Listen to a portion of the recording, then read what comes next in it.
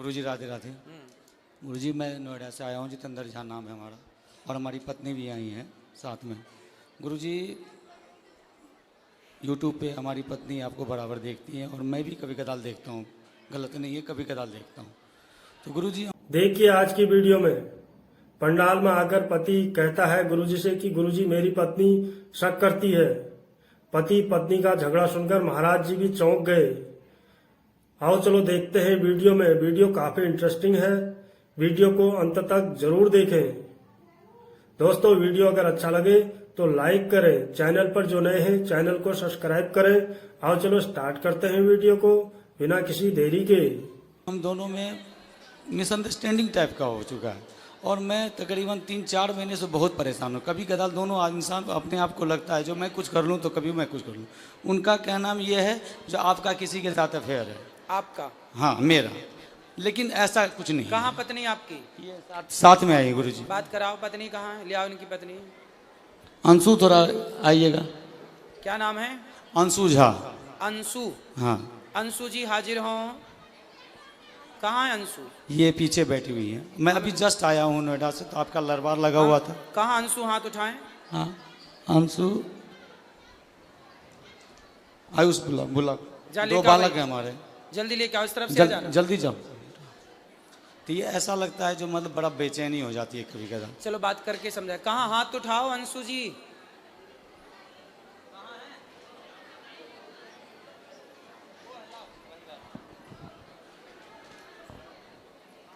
और क्या समस्या है? और समस्या यही है जैसे तो आपकी पत्नी आपको संदेह की दृष्टि से देखती है? हाँ प्यार बहुत है दोनों आदमी। तो अच्छा ये बताओ, तो आप क्या आपका है किसी से चक्कर? नहीं गुरुजी, गलती हमारी है। गलती कहाँ है ये मैं बता रहा हूँ क्लियर, सब पूरे समाज के बीच में। मैं कभी कदार आपको मदिरा सेवन करता था पहले शराब पीते थे जी। मैंने छोड़ दिया उसको। दूसरी बात ये है गुरुजी, जो जब जहाँ मैं रहता था बहुत दिन तक, वो 15-16 साल से रेंट पे रहता था और थोड़ा निम्न वर्ग का हूँ, कुछ नहीं कर पाया साथ रह के वहाँ पे। तो एक पड़ोसी आ गई वहाँ पे। पड़ोसन आ गई? हाँ पड़ोसन आ गया। उनकी माँ और बेटी दोनों था। उनका कैरेक्टर अच्छा नहीं था। तो ये 2-3 मतलब 6 महीने के लिए गाँव गई थी। 3-4 महीने के लिए गाँव गई थी और उस दौरान हमने उनको 1-2 बार टोक दिया किसी मैटर लेके। जो कभी कपड़ा पसरा हुआ है तो हाँ जी थोड़ा कपड़ा उठा लो, कभी ये उठा लो, बस इतना ही। और हमारे बगल में जो बंदा था वो नेपाल का लड़का था, उसके साथ उसकी गलत मतलब वो थी, रिश्ते थे। हाँ। और जब ये आई वहाँ पे तो उसने क्या किया, मेरे को बोल दिया अंकल कब खाली करोगे आप, बस इतना। अब इनके दिमाग में ये बैठ गया जो पहले अंकल नहीं कहता था अब अंकल क्यों कहता है, क्यों बार बार ये करता है। और कंपनी में भी काम करता हूँ तो इस तरीके का अंडरस्टैंडिंग होती है। बात कराओ पत्नी से। क्या नाम है आपका? अंशु झा सर। आप ठीक हैं? हाँ ठीक हूँ। तो आपके पति अच्छे हैं? हाँ अच्छे। तो आपको ऐसा लगता है कि इनका किसी और के साथ कुछ लफड़ा है? सर ऐसा तो नहीं लगता है, लेकिन कभी कभी मतलब लड़की सब जो होती है वो मतलब अजीब जैसा बिहेव करने लगता है, लड़ाई कर होता है घर में। तो ये आपसे लड़ते हैं कभी कभी? हाँ। क्यों लड़ते हो भैया पत्नी से? गुरुजी कभी कदार ऐसा होता है, मैं जो नौकरी करता हूँ वो एक्सपोर्ट हाउस होता है, गारमेंट लाइन है। उसमें लड़कियाँ मर्चेंट होती हैं, बहुत तारीखें होती हैं, बात व्यवहार होता है अगर वर्क लेवल पे, बस उन्हें। और इन्हें लगता है कोई बात व्यवस्था में जो हाँ ये ऐसा क्यों हो रहा है, आपने क्यों बोला? सर 1 साल से ऐसा हुआ, पहले ऐसा नहीं था। तो आप भी पत्नी को जवाब मत दो, पत्नी की बात मानो। नहीं देता हूँ गुरुजी, मैं देता नहीं। अपनी तरफ से लड़ाई मत करो। नहीं करता हूँ, बट कभी कदार मेरे अंदर, यही तो मैं पूछना चाहता हूँ, मुझे मेरे अंदर बेचैनी हो जाती है जो अब मैं क्या करूँ। किस चीज की बेचैनी? बेचैनी जो आखिर मैं जिसके लिए इतना कर रहा हूँ, घर में इतना बच्चों हैं, 2 बच्चे हैं हमारे, तो इतना कर रहा हूँ, अब वहाँ मेरा कदर नहीं हो पा रहा है। मैं क्या करूँ, बढ़ जाऊँ क्या? नहीं कभी कदर कौन नहीं करता? हमारी पत्नी नहीं करती है। बात कराओ। पति की कदर नहीं करती है? हाँ करती। ये तो कह रही हैं करते हैं। अब इनका कदर करने का मतलब ये भी उद्देश्य ले, कदर किसे कहते हैं करना? अब बताओ कदर किसे कहते हैं? बताओ ना, परिभाषा दे दो इनको। इसीलिए मन लगा हुआ था ना, हम गुरुजी के पास आए। बताओ, कोई दिक्कत नहीं है। वैसे एक बात बताएं, मैं आपको एक बात बताऊं, बात करो पत्नी। देखो ऐसा है बेटा, जो पुरुष होता है ना, कई बार वो गलत नहीं होता, पर कुछ पत्नियां उसे गलत देखती हैं। यदि पुरुष समाज में किसी स्त्री से बात कर ले, किसी लड़की से बात कर ले, तो पत्नी को ऐसा लगता है कि शायद इनके साथ चक्कर है। कई बार जो आप सोचते हैं वो गलत होता है, और इस गलती से पता है क्या होता है, कई बार रिश्ते खराब हो जाते हैं, रिश्तों में दूरियां पैदा हो जाती हैं, आपकी प्रसन्नता गायब हो जाती है, क्योंकि जब भीतर संदेह बैठ जाएगा तो खुश कौन रहेगा।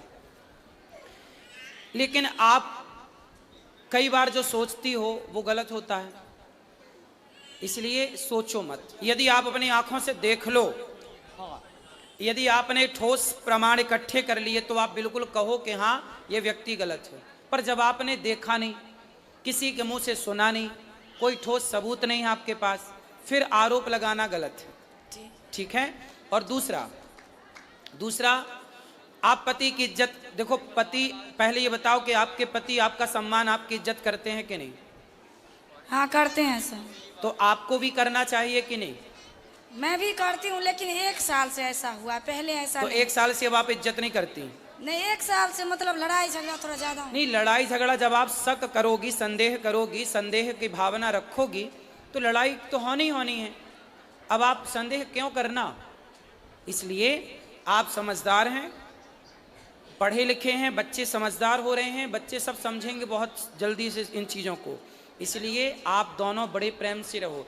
आपके दोनों का वातावरण का प्रभाव इन बच्चों पे पड़ना है, अब लड़ाई का भी और प्यार मोहब्बत से रहने का भी।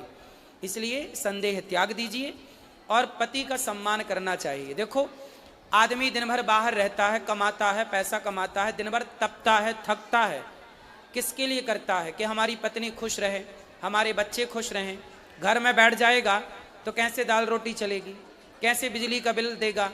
तो पैसे तो चाहिए ना, उसके लिए कमाना पड़ता है, और कमाना है तो फिर चारों ओर बातचीत भी करनी पड़ती है समाज से। उसे आप यदि गलत वे पे ले जाएंगे तो वो गलत हो जाएगा।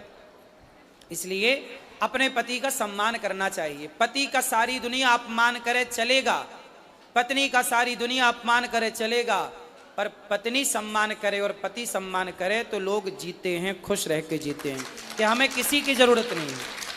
हमारी पत्नी हमारे साथ है, हमारा पति हमारे साथ है, फिर किसी की परवाह नहीं है। इसलिए आप दोनों स्तंभ हैं, आप दोनों से ही आपके बच्चे हैं, आप दोनों से ही आपका सुख दुख है। आपकी मांग में सिंदूर है ना, वो आपके पति से है। आपके गले में मंगलसूत्र है ना, वो आपके पति से है। ये बच्चों की जो इच्छाएं हैं ना, वो एक पिता से पूरी होती हैं। इसलिए जब तक पति होता है ना बेटा, तो बहुत कुछ होता है, और पति नहीं होता ना तो कुछ नहीं होता। इसलिए पति की इज्जत करना चाहिए और पत्नी की इज्जत भी करना चाहिए। आपको भी अपनी अर्धांगिनी का पूरा ख्याल रखना चाहिए। और पति और पत्नी ये दोनों साइकिल के पहिए की तरह होते हैं। एक भी यदि बिगड़ जाए तो साइकिल चलती नहीं है, रेंगने लग जाती है। तो आपकी ज़िंदगी बिंदास चले, किसी के भड़कावे में ना आओ, किसी के कहने पे ना आओ, और आप खुश रहो। अब आप भी खुश नहीं हो, वो भी खुश नहीं है, आप दोनों खुश नहीं हैं तो आपके बच्चे खुश नहीं हैं। क्या होगा?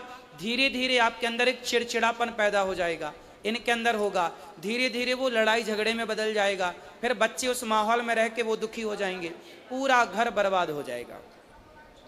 तो पक्का वादा करो कि आज से पति का सम्मान करेंगे और उन पे संदेह नहीं करेंगे। करोगे? नहीं गुरु। यदि करना है संदेह तो ठोस प्रमाण के साथ, ठीक है? और आपको भी इन्हें विश्वास दिलाना चाहिए, बिल्कुल कि दिलाऊंगा आप बिल्कुल गलत नहीं हैं। बिल्कुल दिलाऊंगा गुरुदेव। यदि पत्नी को संदेह है, हाँ। तो पति का धर्म है कि वो उसके उसको संदेह को दूर करे। दूर करना और हर स्टेप कैसे पे दूर करेगा? करूंगा। विश्वास जीत कर करोगे? बिल्कुल करूंगा गुरुदेव, ठीक। क्योंकि यही हमारा जिंदगी